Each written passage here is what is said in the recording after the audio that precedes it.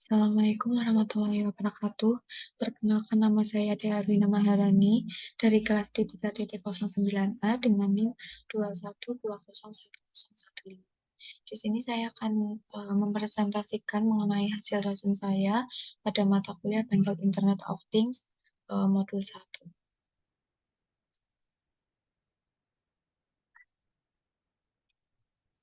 Yang pertama, apa itu bengkel IoT atau Internet of Things? Bengkel IoT atau bengkel Internet of Things merupakan cara yang memungkinkan semua perangkat yang terhubung ke jaringan bisa saling berkomunikasi tanpa melalui interaksi manusia ke manusia maupun mesin ke mesin. Kemudian apa saja komponen yang mendukung IoT? Di sini saya ada 7 komponen yang mendukung IoT atau Internet of Things. Yang pertama ada sensor. Sensor sendiri merupakan perangkat elektronik yang berguna dalam mengumpulkan data dengan mengubah sistem yang pasif ke sistem yang aktif serta dapat terintegrasi dengan lingkungan sekitarnya. Kemudian yang kedua ada koneksi jaringan, di mana koneksi jaringan merupakan komponen kunci dari IoT sendiri. Perangkat IoT harus dapat berkomunikasi satu sama lain agar data yang dikirimkan dapat diproses dan digunakan secara bersamaan. Contohnya dari koneksi jaringan ada Wi-Fi, Bluetooth, dan Zigbee. Kemudian komponen yang ketiga yaitu perangkat mikro, di mana perangkat mikro sendiri di sini sebagai otak dari perangkat IoT dan berguna untuk mengumpulkan data, memproses, hingga mengontrol datanya itu sendiri. Contohnya ada Arduino, Raspberry Pi, ESP32, dan particle photon. Kemudian yang keempat ada active engagement, di mana engagement yang sering diterapkan pada teknologi umumnya, yaitu termasuk ke dalam teknologi yang pasif. Kemudian IoT di sini mengenalkan paradigma yang baru bagi konten aktif, produk maupun keterlibatan suatu layanan. Kemudian yang kelima ada komputasi edge, di mana komputasi edge ini berguna untuk meningkatkan daya komputasi di edge jaringan IoT, mengurangi latensi komunikasi, serta meningkatkan waktu respon mesin itu sendiri. Kemudian ada komputasi cloud, di mana komputasi cloud ini berguna untuk menyimpan data pada jarak jauh dan mengatur perangkat IoT agar bisa diakses beberapa perangkat jaringan. Kemudian yang terakhir yaitu machine learning, di mana machine learning sendiri merupakan perangkat lunak dan algoritma yang berguna untuk memproses data serta menentukan keputusan berdasarkan data yang sudah diperolehnya. Tetapi nanti pengambilan keputusan finalnya akan dikembalikan oleh user atau penggunanya. Kemudian di sini ada bagaimana cara kerja IoT. Untuk cara kerjanya sendiri, pertama-tama sensor akan mendeteksi dan mengumpulkan data maupun informasi. Misalnya sensor yang mendeteksi QR code yang menunjukkan data pembayaran dari rekening si pelanggan. Kemudian sensor itu akan mengirimkan data pembayaran ke cloud atau server.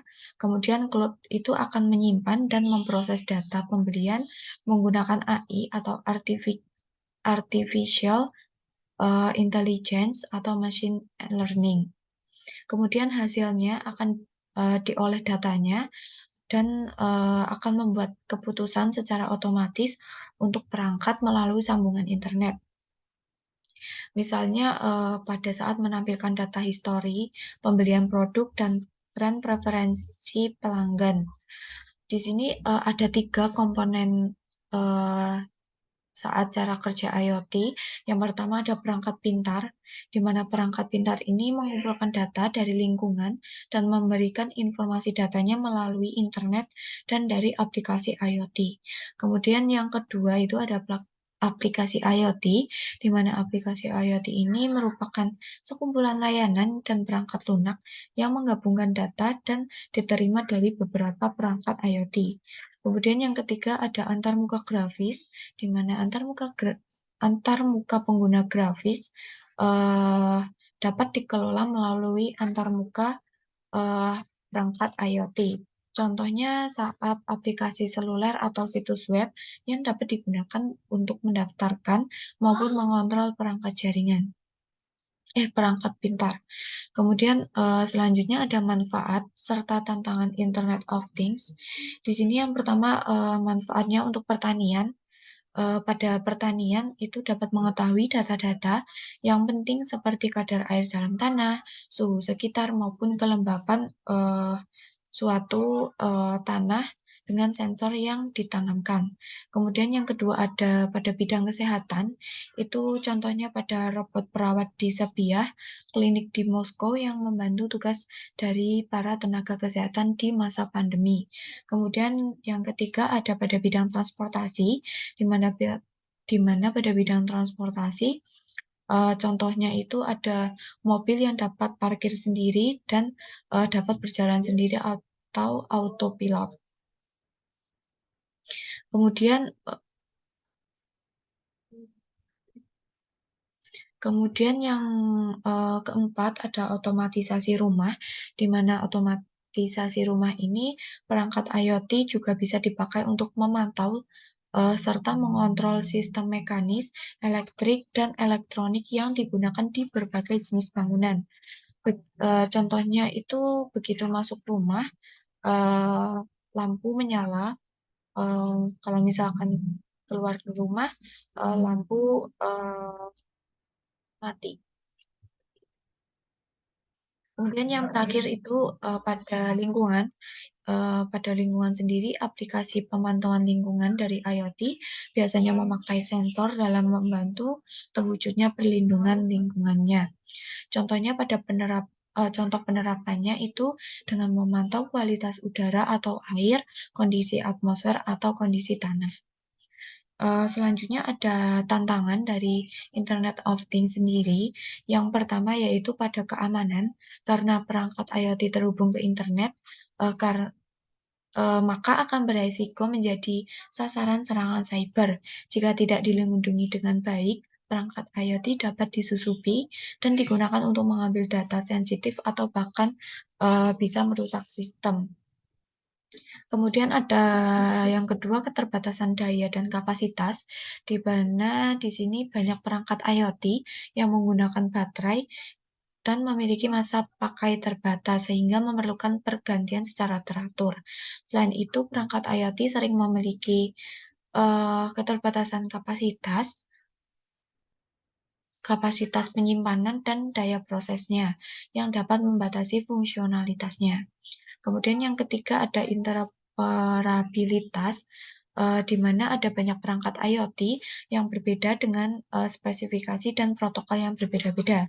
Hal ini dapat menyulitkan interoperabilitas antar perangkat yang dapat membatasi kemampuan sistem untuk bekerja secara efektif dan efisien. Kemudian yang keempat ada ketergantungan pada koneksi internet, di mana koneksi internet berfungsi untuk mengoneksikan beberapa perangkat IoT yang dapat menjadi masalah jika koneksi internet tersebut tidak stabil atau tidak tersedia.